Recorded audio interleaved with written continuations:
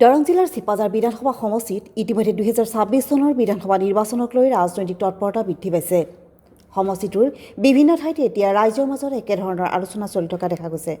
আহিবলগীয়া নিৰ্বাচনত ডক্টৰ বনমালী শৰ্মাক বিধায়কৰূপে দেখিবলৈ বিচাৰে বহু ৰাইজে।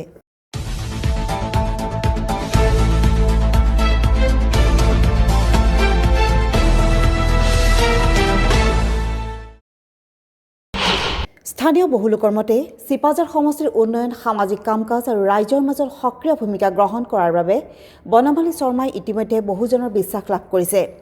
এইকাৰণে বহুতে ক'ব ধৰিছে যে 2026 চনৰ বিধানসভা নিৰ্বাচনত ডক্টৰ বনমালী শৰ্মাই শক্তিশালী প্ৰাৰ্থী হিচাপে আগবাঢ়িব পাৰে।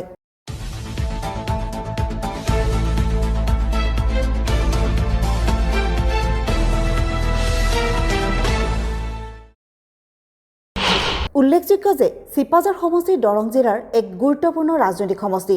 পূৰ্বতে বিভিন্ন ৰাজনৈতিক দলৰ মাজত এই সমষ্টিত তীব্ৰ প্ৰতিদ্বন্দ্বিতা দেখা গৈছে।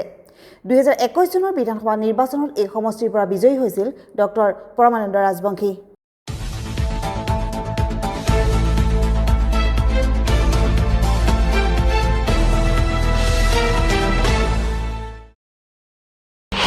আহিবলগীয়া 2026 চনৰ বিধানসভা নিৰ্বাচনক লৈ ইতিমধ্যে বিভিন্ন সাম্ভাব্য প্ৰাৰ্থীৰ নাম উত্থাপিত হৈছে।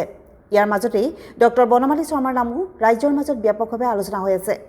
স্থানীয় বহুজনৰ মতে যদি তেওঁ প্ৰাৰ্থী হয় তেন্তে চিপাজাৰ সমষ্টিৰ পৰা তেওঁ শক্তিশালী প্ৰতিদ্বন্দ্বী হিচাপে আগবাঢ়িব পাৰে। এতিয়া সকলোৰে দৃষ্টি 2026 চনৰ বিধানসভা নিৰ্বাচনক লৈ। Political desk, AIN live.